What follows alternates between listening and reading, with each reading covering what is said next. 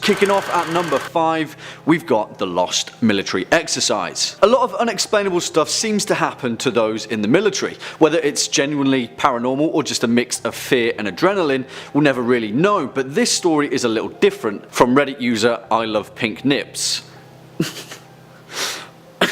Back when he was back in the army, his squad ran into something pretty unexplainable during a regular navigation exercise. It was a standard drill. They were given a map and some coordinates, and they had to find certain checkpoints along the way using only a compass and a GPS backup in case of emergency. Everything was going swimmingly, but as they were nearing the end of the exercise, a squad had fallen hopelessly behind and were finally making their way to the last checkpoint. Our narrator was in charge of the last checkpoint and knew that the squad was close by in at least a 1 kilometer radius, but they couldn't yet see them due to the dense foliage. Well, he waited there for over 2 hours, still no sign.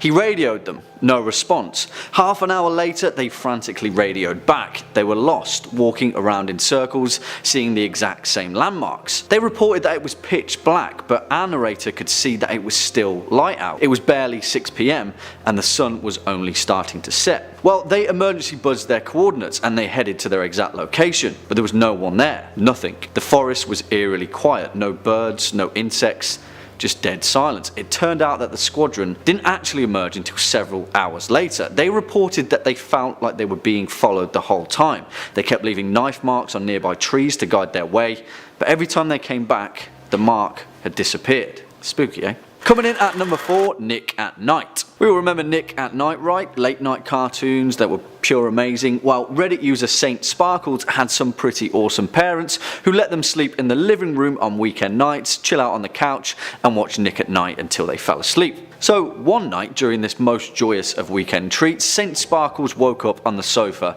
with a strange prickly feeling. It was like an instinct, something tugging at their sleeve saying, "Wake up, something's not quite right." Well, they bolted upright in a sitting position and their eyes quickly fixed on the front window. You see, our narrator lived in rural Georgia and there was a hell of a lot of trees surrounding their property. In the perfect light cast from the moon, they could see a strange silhouette, or a person, perhaps a creature, something standing in the tree outside their home. Their dog seemed to sense it too and quickly dashed to the window, snarling at the glass. Long story short, their parents heard the commotion. Dad flipped out and grabbed a gun, headed out into the forest screaming, "Get off my property." He found no one though, and Saint Sparkles quickly went back to their bedroom to sleep. Just as they were dozing off though, their gaze cast out of their bedroom window. The figure, it's there again, this time standing in a tree closer to the house. Whatever it was, he put a finger over his mouth and shushed, and then just like that, turned away and ran. Yikes. Next up at number 3, Odd House. This one is equal parts charming and insanely unnerving, so let me know what you think in the comments down below. Reddit user Memory Eater painted a beautiful picture of their childhood home in a time gone Ask Reddit thread from 4 years ago. As a child, they lived in a bizarre little house. It was incredibly tall and thin, full of quirks like 2 fully functioning fireplaces, a weird shower in the basement, and an old-timey rope-pulled dumbwaiter that led from the kitchen to their bedroom. The fact that it was incredibly old also meant that it was falling apart and in short was a complete money sink, so their parents sold the house and they had to move. As Memory Eater was cleaning out their closet, they stumbled across something that they'd never noticed before. A strange attic entrance to their walk-in wardrobe. Of course, being an adventurous kid, they opened it up and headed up a strange set of steps. The first thing that they noticed was that it wasn't as dark as it should have been. The place was strung with weird red Christmas lights that seemed to have been recently lit. There was also a bed the place seemed lived in, an old gurney piled with sleeping bags and sheets, and bizarrely a small mint coloured fridge which still worked. The strangest thing though was the bones. A lot of bones, heaped in piles in the corner, small, large, clean and white, scattered throughout the small room. 2 of them had been burnt black, and scrawled on the wall was a dark coloured bone charred message, the word sorry over and over again. Someone had been sleeping over their head for 8 years, and what the hell, this is insanity. Well, they never found out who or what it was. Swinging in at number 2, Something at Sea. Yeah, this one is pretty damn weird. True or no, I don't know, but it's creepy as hell. Again, another military story. Told you weird stuff always happens to them. This one comes from Reddit user Engerby. The story reportedly takes place roughly around a year ago while on board the USS New York, operating somewhere remotely in the Atlantic. They were staging a mock military exercise with half the crew posing as pirates and the other seizing possession of their ship. Well, as their squad was heading out on a small boarding vessel, things got a little bit weird and a thick fog descended on their position. It was only meant to be a short 5-minute ride to their destination, but over 10 minutes had passed at this point and they still hadn't hit. They were lost in the middle of nowhere, as if they'd fallen asleep and ended up miles completely off course. Eventually, after the engine had cut out already once before, they came across a massive old rusted ship, like a cruise liner that had been pulled from the bottom of the ocean.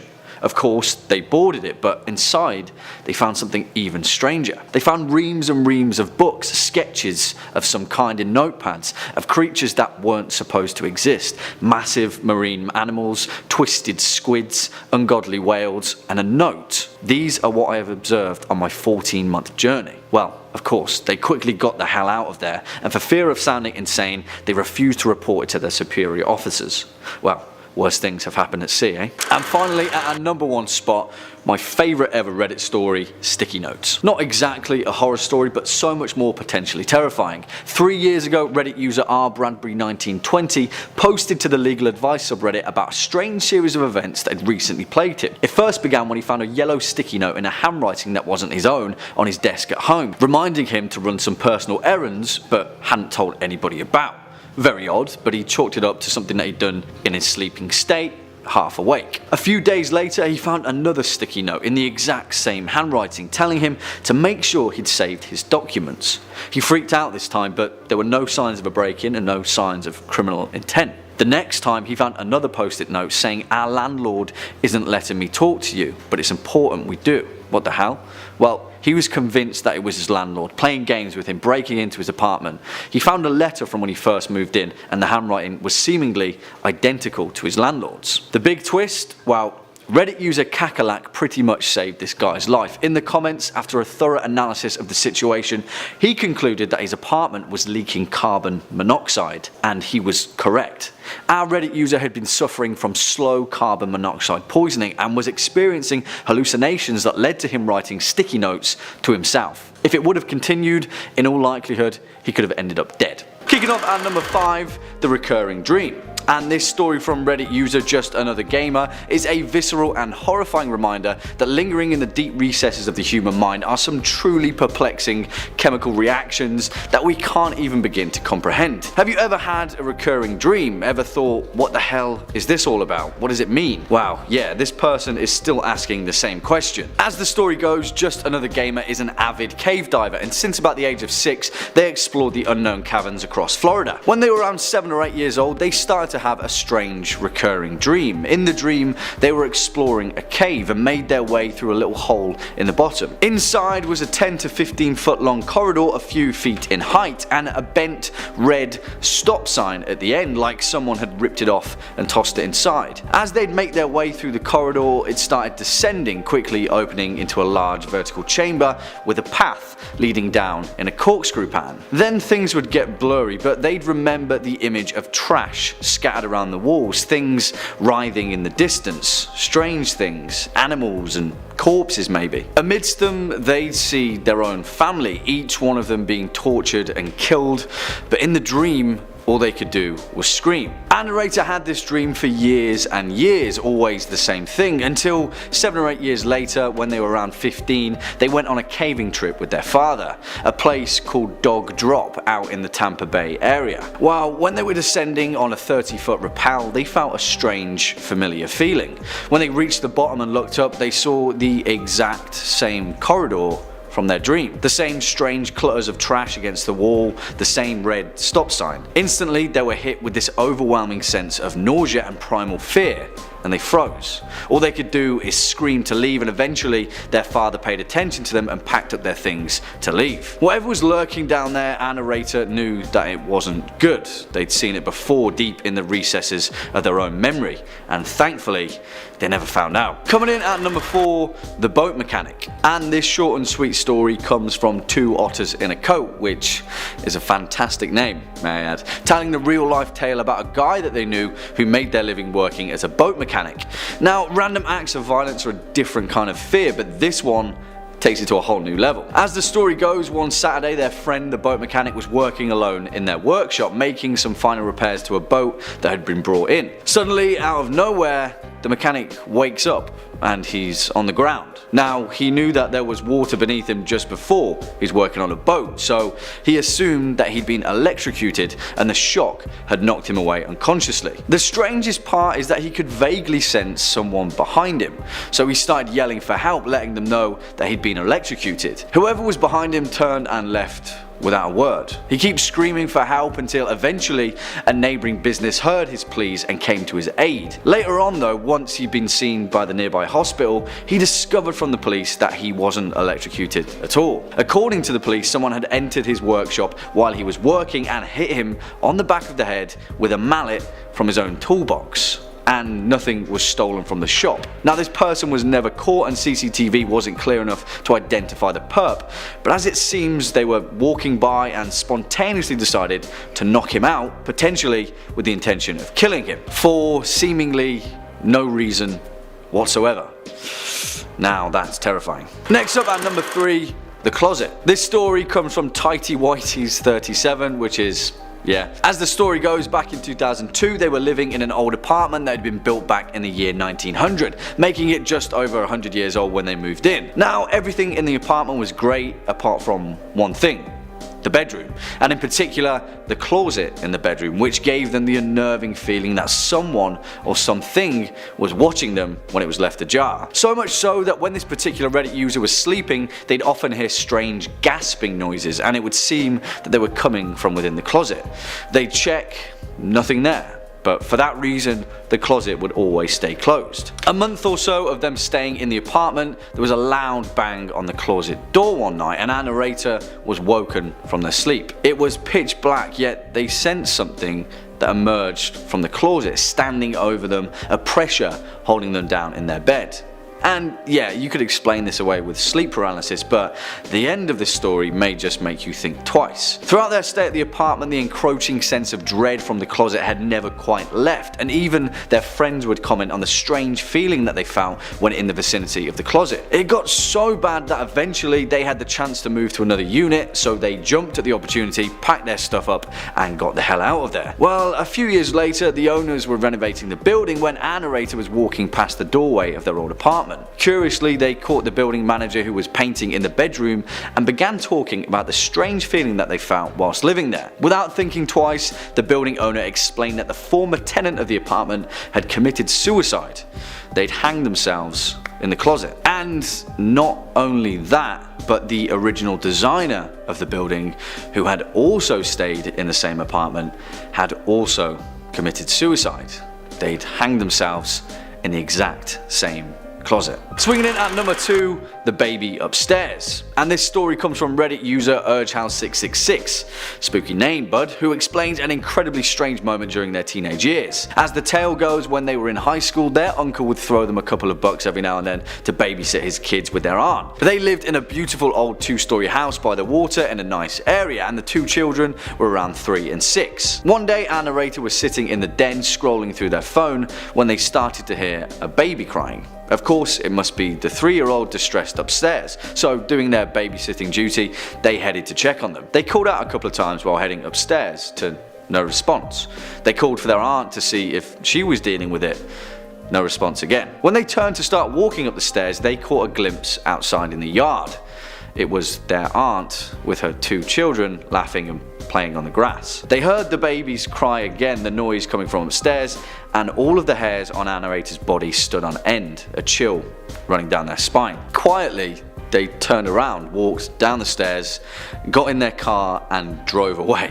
The baby was still crying when they closed the door behind them. A few years later, Anna Rater was drunk at a family party and they mustered the courage to tell their uncle the story. He said that him and his wife used to hear the baby too, crying when no one else was around. According to him, the previous owners had a small child that had died of cot death in the same room that the cries were coming from. Spooky stuff. And finally, coming in at our number 1 spot, the attic. And again, another tale of spooky kids in upstairs locations. Sorry, I hope that wasn't a spoiler. This story comes from Reddit user Ghouls, who tells the tale of the time that they'd moved into their new childhood home. You see, their family had managed to snag a deal because previously the house was used as a model home to show off the housing design of the surrounding area. Upstairs, it had this loft area that had 2 stairwells that attached to it on either end, one in the front and one in the back. You could pretty much hear everything from up there as it was so open. Anyway, one day Anna Rater and their 2 friends, a guy and a girl, were hanging out in the loft. It was high school, so teenagers being teenagers, the pair were pretty handsy. They were watching TV all snuggled together on the sofa when Anna Rater got up to take a leak. When they got back, the 2 of them were on completely different ends of the couch, their faces drained of all colour. Anna Rater asked them what was up and the guy said, "Your little sister is home." Instantly, Anna Rater's face went white as a sheet. "What's wrong?" the girl asked. You see, Anna Rater didn't have a little sister and he asked them what made them think he did. They replied that they'd heard her and then they'd seen her, but for all they knew, no one was in the house. To this day, Anna Rater's 2 best friends swear that they heard a little girl laugh and run up the stairs, hitting her hand on each step like she was running up on all 4s, like kids do. As it turned out, before it was a model home, a family had lived there and their young daughter had been playing upstairs in the loft. She'd climbed a railing, slipped and fell to her death, and no one thought to mention that fact when they were flipping the house. No wonder they got such a good deal. Coming in at number 5, bug-eyed. We love a good pun from time to time, but this one might just stick with me for the rest of my life. As a person who's worked at swimming pools and summer camps, I've seen all sorts of different stuff get into people's eyes, from sticks, rocks, chlorinated water, bird droppings, and of course, bugs. Hell, I had a gnat fly into my eye while I was biking just last week. But these are all things that can be removed relatively easily if you're careful. They're not trying to make a home in your ocular orb. This story from Reddit user Oscar Devine makes me want to scream, and you're about to find out why. It goes like this. I've told this story before. I'm an eye doctor and I had a patient come to me with an infected eyelid 2 other eye doctors tried to treat and failed. They were dumping all sorts of medicine into it and it wasn't getting any better. At this point it was swollen and painful for weeks with no improvement despite being on tons of meds. Apparently neither of them thought to flip the lid upside down, you know, the gross trick that some kids do with their upper eyelids. It was a painful maneuver for her very swollen eyelid, which might explain it. Anyhow, there appeared to be what looked like a visible abscess inside the tissue with thick, gooey material.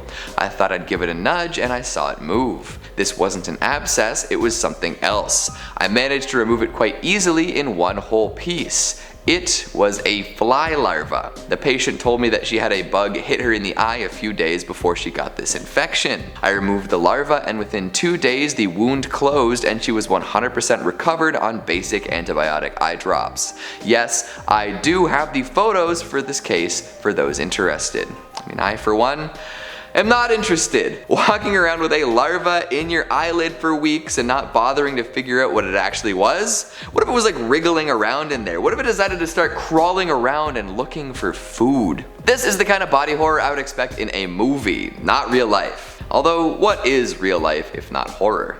Let's keep moving. Coming in at number 4, we've got some unwelcome tenants. This is a personal fear of mine played out right before someone's very eyes. The idea of a silent, sneaky, and altogether uninvited individual deciding that the nooks and crannies of my home are free real estate just drives me nuts. And the worst bit is you're living in blissful ignorance of this until something finally sticks out and other patterns reveal themselves.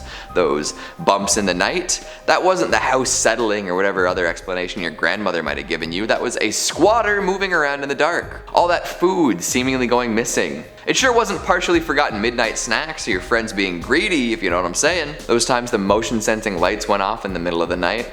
Not mice, raccoons, or squirrels. Boy, oh boy. User IEAMS85 told their tale in a thread about this particular occurrence. For about a year, I lived in a house with 4 housemates. We had a pretty big backyard with a garage and a tool shed that we never used, ever. We also had motion detector lights. 2 of my housemates were very superstitious and believed in ghosts and spirits and such. They also liked to get high on different substances. The lights in our backyard would go off randomly. I assumed it was animals, my housemates were sure it was a ghost. One of them told us she'd seen a man ghost looking through our window when she was high on shrooms. They thought it was scary. I thought nothing of it because, well, yeah. A few nights later, drunk me thought I saw a man through the mesh door to the backyard. I just thought my mind was playing tricks on me because my housemates kept talking about the ghost. Eventually I moved out to go back to my home country, and about 6 months after that I FaceTimed with one of the housemates. Turns out we hadn't seen a ghost. A homeless man had been living in our tool shed for God knows how long. Gave me the creeps for sure. All this happening pre-pandemic is horrific, right?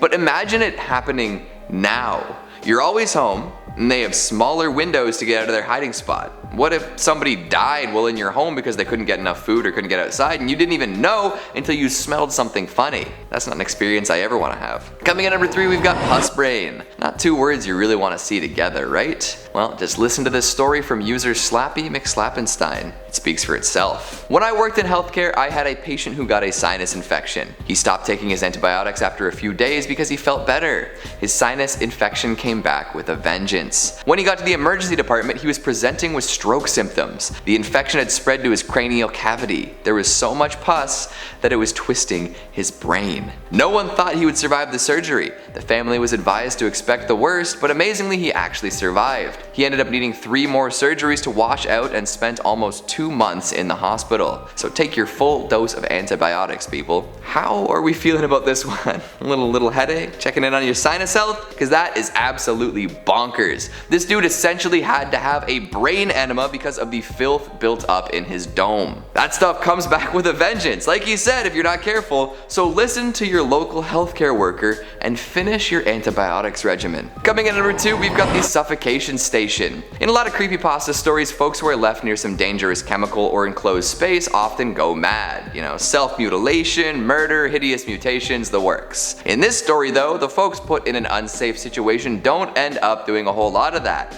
They just die, and they die quick. We live in a cruel world, and if the folks running companies aren't careful or tend to cut corners, a lot of bad stuff can happen. Take it from Reddit user Animator Spaminator. I heard this from my grandpa. He used to work in the oil/gas industry. His father actually owned the company. Anyways, they had these huge tanks full of some deadly gas that's heavier than oxygen. Some guy went down to measure the size of the tank, suffocated, and died. Another guy found him at the bottom, wanted to help him, and he went down after him, suffocated, died after falling off the ladder down. Third guy does the same. Eventually, my grandpa finds 3 dead bodies at the bottom of a large tank, all having suffocated on this toxic gas. They have vents in these tanks now, which is good. Yeah, the poor grandpa. Imagine strolling into work and discovering not 1, not 2, but 3 dead bodies. All because of an invisible assailant that robbed the oxygen from their lungs. And finally at number 1, we've got the Outback Backpack Killer. If I was ever to visit Australia, I would be on the lookout for killer animals, bugs, and temperatures. In fact, killer people probably wouldn't even cross my mind. However, as this story shows us, murderous lunatics can be anywhere at any time. User Passometer has this story to tell. I met a guy who had been traveling Australia with a couple friends, hitchhiking around as many of us have done. One of his friends told him that they were near his distant uncle's house, whom he'd never met before. He got a phone number from a family member, and as they had hoped, the uncle offered them a place to stay. He picked them up in town and drove them out to his rural property way out in the bush. They said he seemed like a pretty normal guy, friendly and cheery. When it was time to set up a place to sleep, the uncle took them to a closet that was totally full of sleeping bags and bedrolls. They didn't think much of it at the time and all grabbed the kit and set up on the living room floor. They stayed a couple days and nothing out of the ordinary happened, but afterwards the uncle drove them to the bus station and they continued on their way. About a year later, the man was arrested and charged with several counts of murder. He was the man who was picking up young hitchhiking backpackers and slaughtering them. The guy who told me this story was 100% certain he had slept in the sleeping bag of one of his victims. And now this guy has to walk around for the rest of his life with the knowledge that he slept in a death sleeping bag. Definitely the kind of story that ends up as the central focus of a true crime podcast.